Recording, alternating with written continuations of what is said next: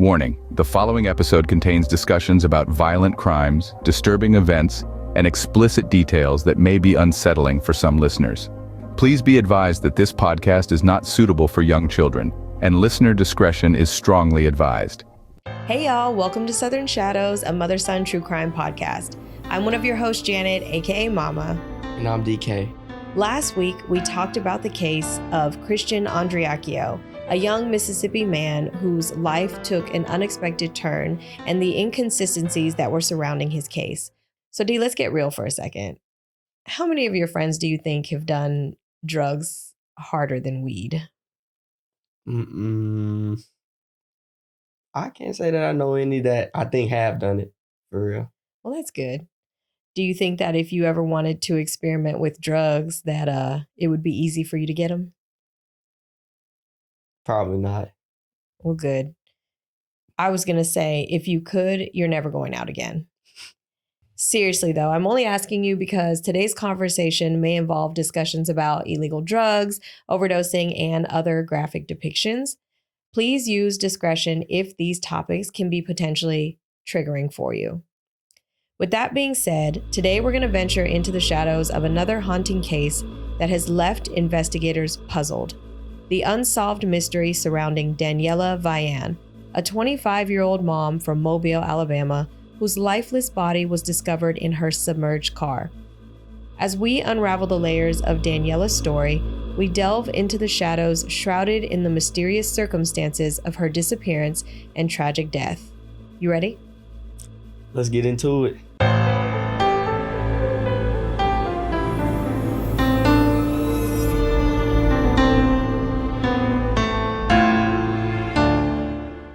The city of Mobile is a port city located on Alabama's Gulf Coast, with a population of about 184,000.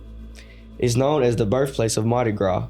Speaking of, it's 309 miles away from New Orleans, Louisiana, and about 169 miles away from Montgomery, Alabama, the capital city. It isn't the largest city in Alabama, but it does have one of the highest crime rates in the state. Do you remember that YouTube video that went viral where people were talking about seeing a leprechaun? No, I don't think I was around for that one. Oh, yeah, you might be too young, but it was one of the very first YouTube videos to ever go viral, and it happened to take place in Mobile. Daniella Nicole Vian was born in Roswell, New Mexico on March 8, 1993, to her mom Joy and an unknown biological father. When she was young, her life changed when her stepdad, Bill Vian, formally adopted her. Because Bill was in the military, the family moved around a lot.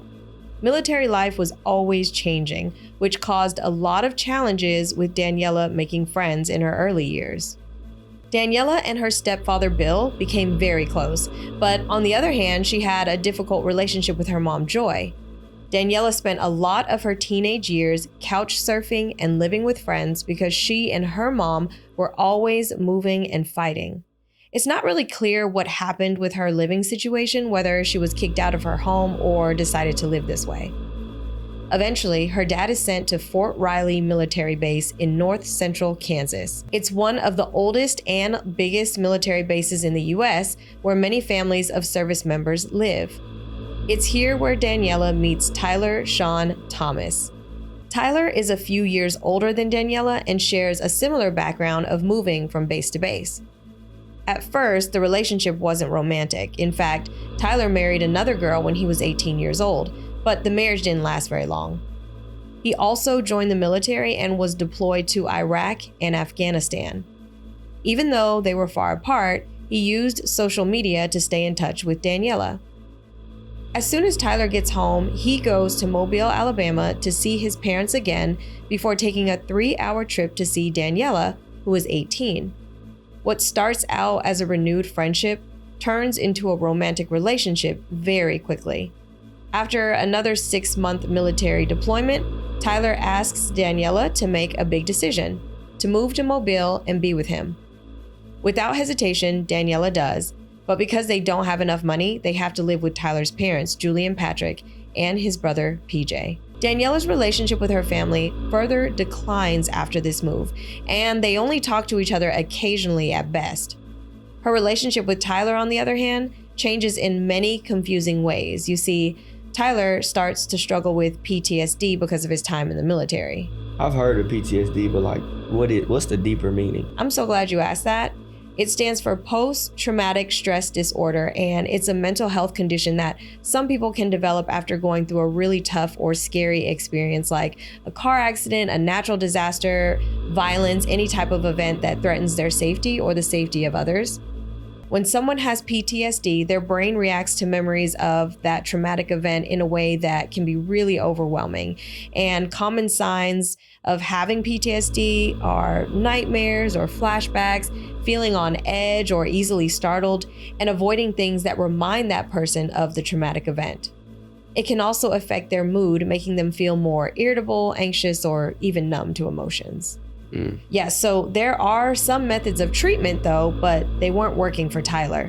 So he starts using drugs to help himself cope, and soon he became addicted to heroin. This gets him into a lot of trouble with the law. It begins his string of arrests for a number of felony and minor crimes. In 2013, Daniella discovers that she's pregnant, and the couple were excited about starting a family. They were both determined to create a stable life for their child and were even able to get an apartment on their own. Their daughter, Cora, was born later that year, but problems quickly emerged, and Cora had to spend her first month with Tyler's parents, Julie and Patrick.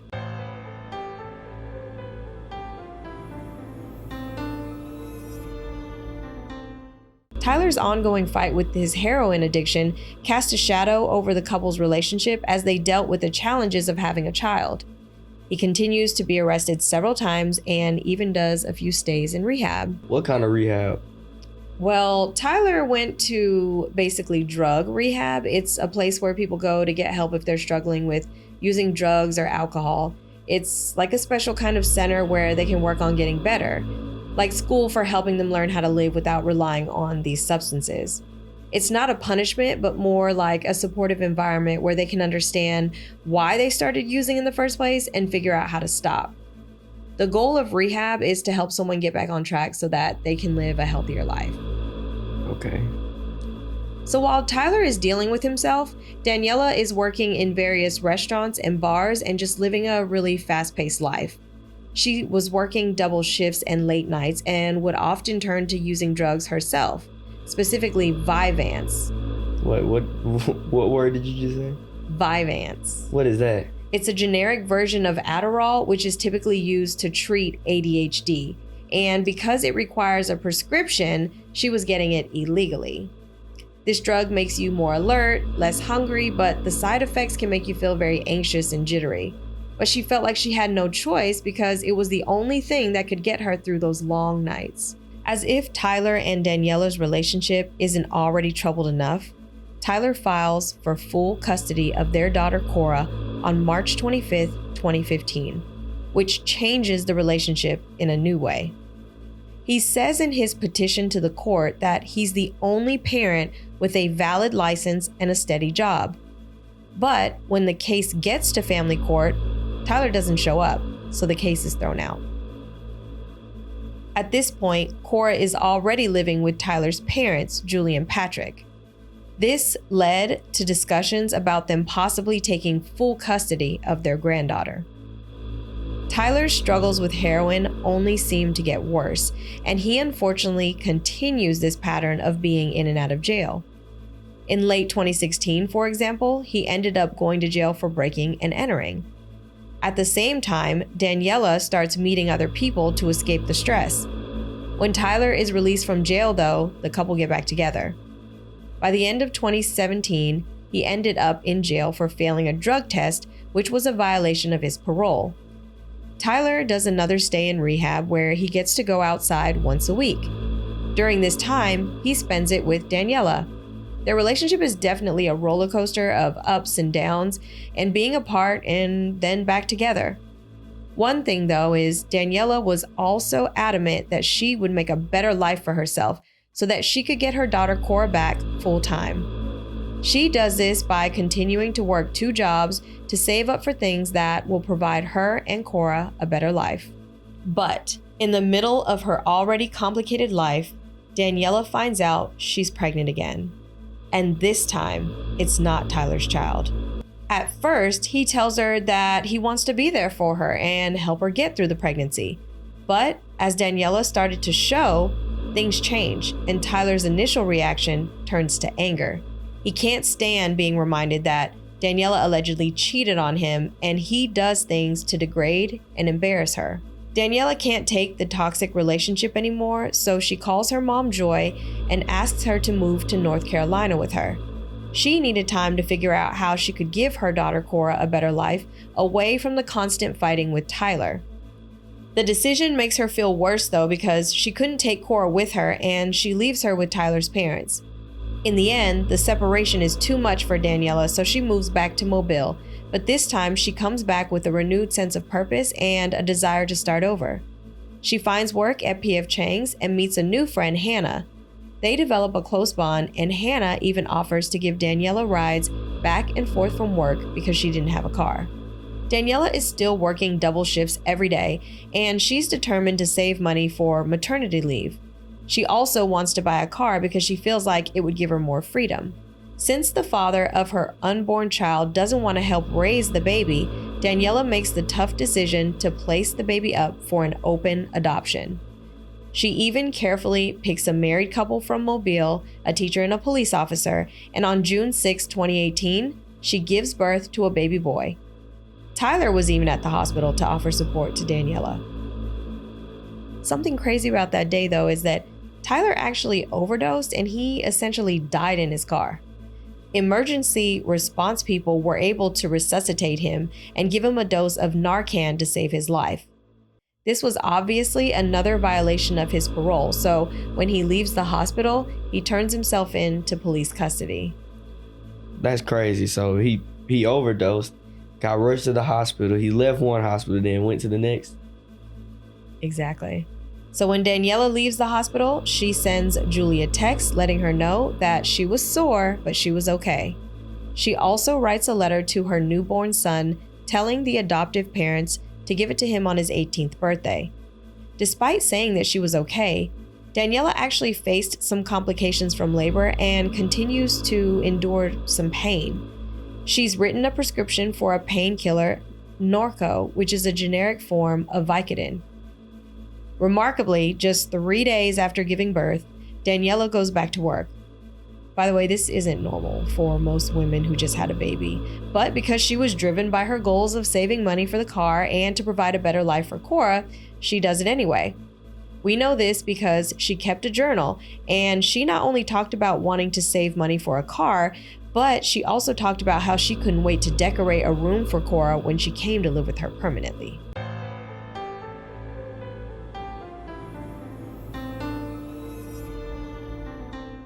Before we get into the mystery surrounding Daniella's disappearance, I want to set the timeline for when one of her major goals is finally met on July 16th. Daniella buys a dark blue 2014 Chevrolet Cruze from Pearl Motors. This is a lot specializing in used cars and offers financing options for people who don't have the best credit. Daniella finally saved enough for a down payment, but because she was having issues with her own bank, she had to ask Julie for help. She planned to deposit the money into Julie's account so that the check for the dealership would clear. Not only did she need to get a check to give to the dealership, but they were requiring other documents from her, so Julie let her borrow her car to run those errands. When she returns to Julie's house, Daniella, who is still recovering from giving birth and experiencing pain, takes her medicine and decides to stay the night. Cora, Julie's husband, and PJ were away at the time because they were visiting family out of town. Julie recalls talking about her plans with Daniella and how she was determined to change her life. The goals in her journal talked about becoming financially stable, paying off credit cards and library fees, and spending more quality time with Cora. The next morning, she gathers all of the documents for the dealership and leaves with Julie. Their first stop was to the bank, and then eventually, Julie drops Daniella off at the dealership. Julie recalls Daniella talking about going to buy a tie-dyed backpack that she knew Cora wanted, as well as some other school supplies to surprise her with. They arrive at the dealership around 11 a.m. As she's finishing her paperwork, The dealership explains that as part of their policy, there's a GPS tracking system in all of their vehicles just in case people don't make their payments and they have to come and repossess the car. Daniella has to sign the GPS system agreement, basically stating that she will not attempt to remove it. This thing is really intense. Apparently, it pings every 4 minutes that the car is in motion and every 4 hours that it's not, until the car is fully paid off. If the GPS is disabled, the dealership will get an alert to try and locate the car. I need to get one of these for your car. But you have my location on my phone. Daniella thanks Julie and then heads back to her apartment. This is the last time that Julie ever saw Daniella. The next several hours are unclear, but she texts her friend Hannah around 4:20 p.m. to see if she's at work, which she's not. And a few minutes later, she messages Randy Capps, a former coworker, on Facebook to check if he's working that night so she can stop by and have a drink. She leaves to go run errands at the shops at Bel Air. She's seen wearing black leggings, a dark mellow mushroom t-shirt, black Converse, high-top sneakers, and a pink hat with a donut on it. She bumps into a coworker and the two have a brief exchange, with Daniella saying how relieved she was to finally have a car. She meets Randy at Heroes Sports Bar and Grill at 5 p.m. Randy is 35 years old, 10 years older than Daniella.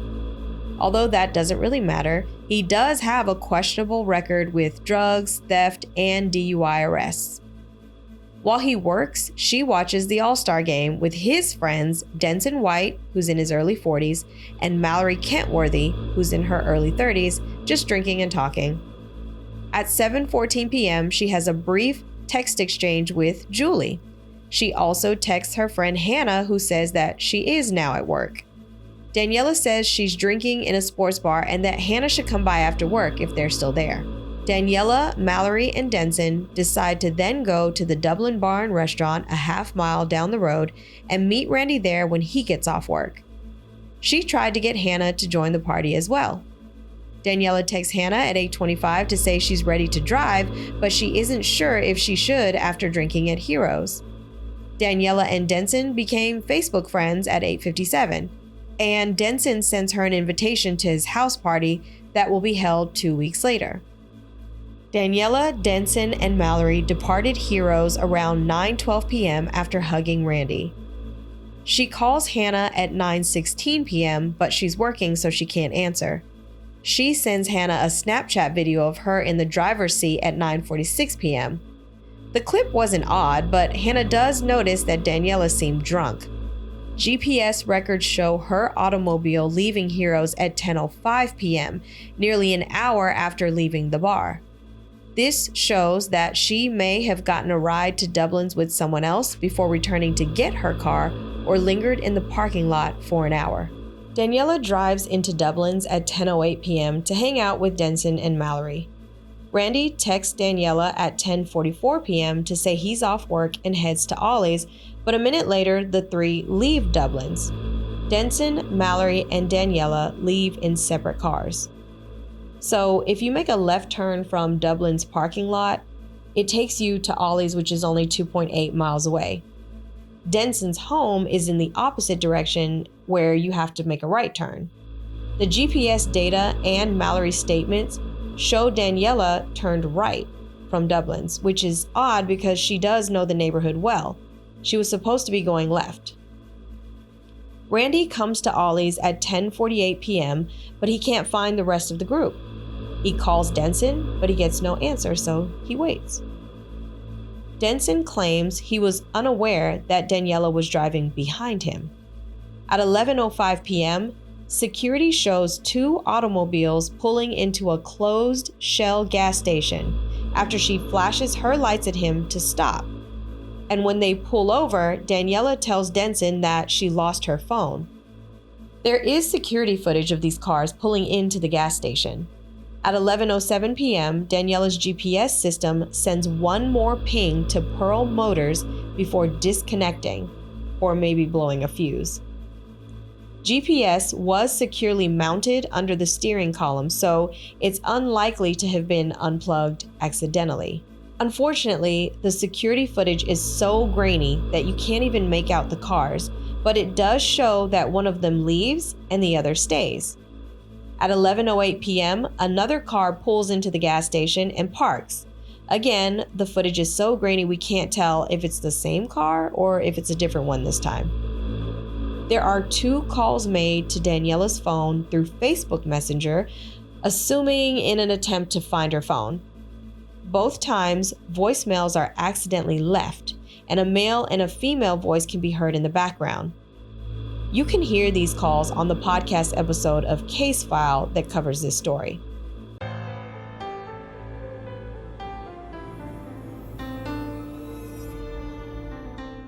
Denson calls Randy to say that he's going back to Dublin to help find Daniella's phone. Both cars leave the Shell station and head to Dublin's at 11:24 p.m.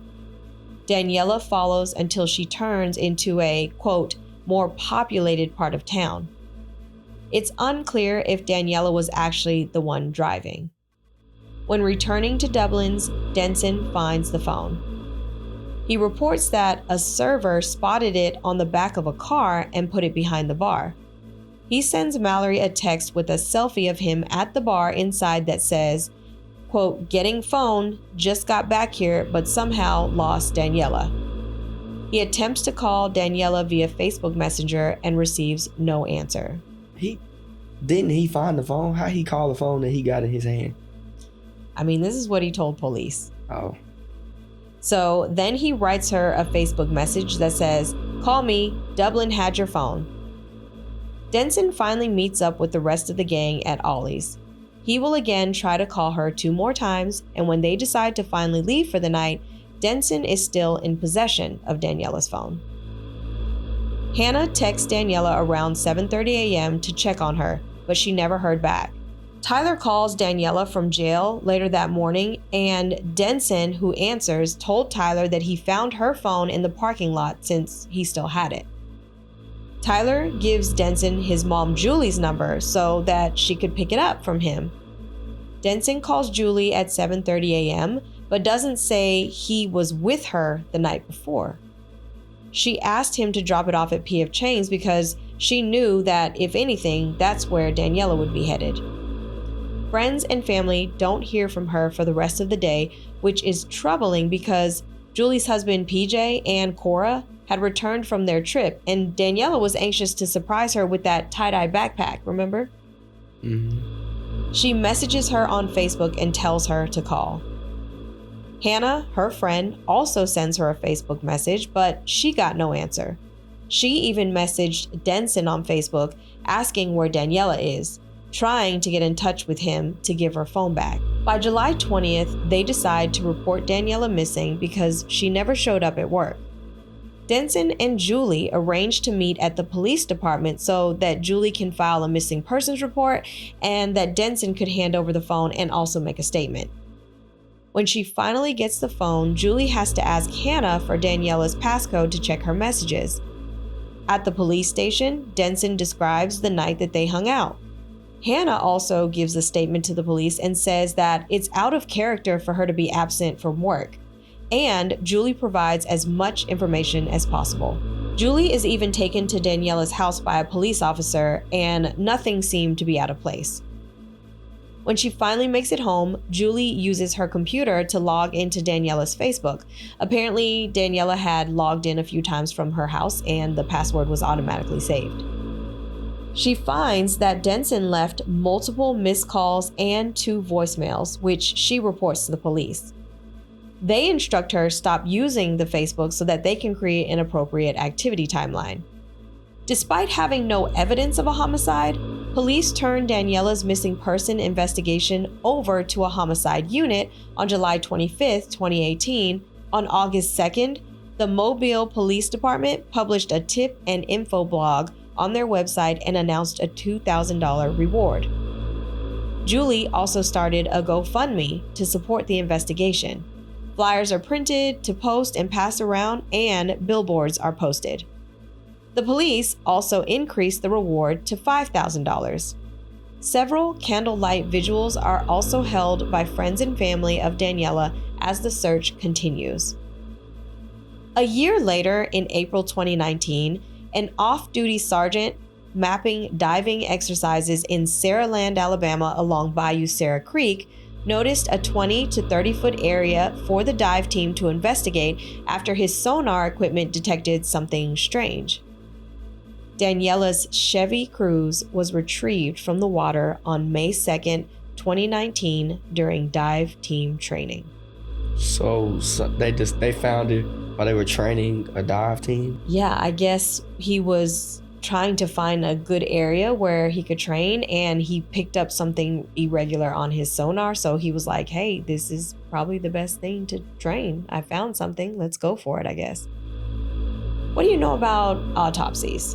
I believe they show what a person looks like after they died, or the state they were in when they died. Yeah, pretty much.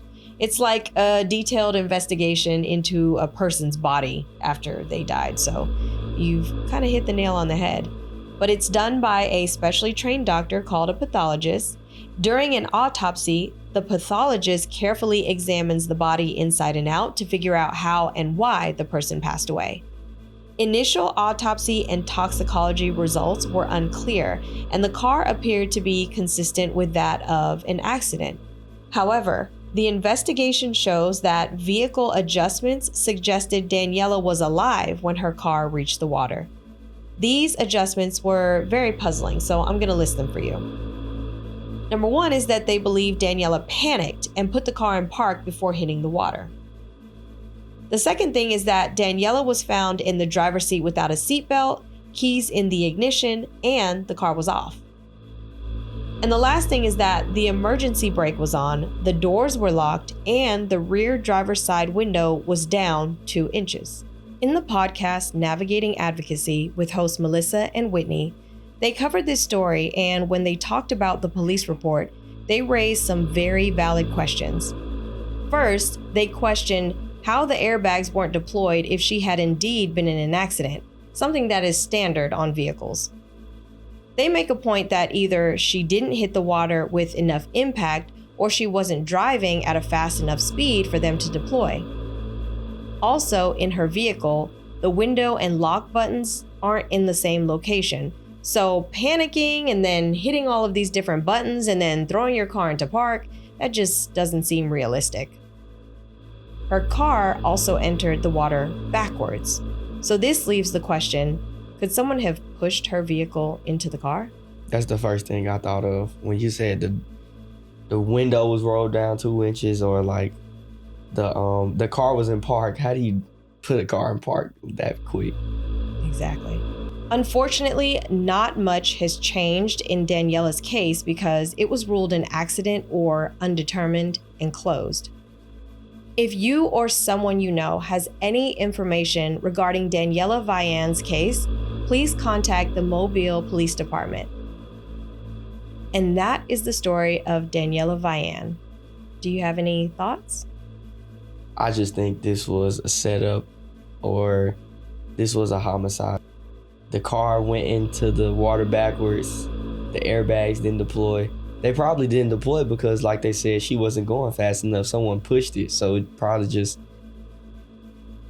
hit the water, however fast gravity pulled it down. So, and then the car being in park, it just doesn't seem like she did this to herself. Exactly. And also, she was really excited about getting her daughter back. Yeah. Like, she had a whole list of goals that she wanted to achieve. I mean, right after having another baby, she went straight to work because she was like, I need to buy a car. I want Cora back. And, you know, so I just don't think she left. Yeah, I don't think she had a reason to kill herself. Exactly. We'd also like to hear from y'all. Please let us know what you think in the comments below on our YouTube channel, or leave us a review on our podcast.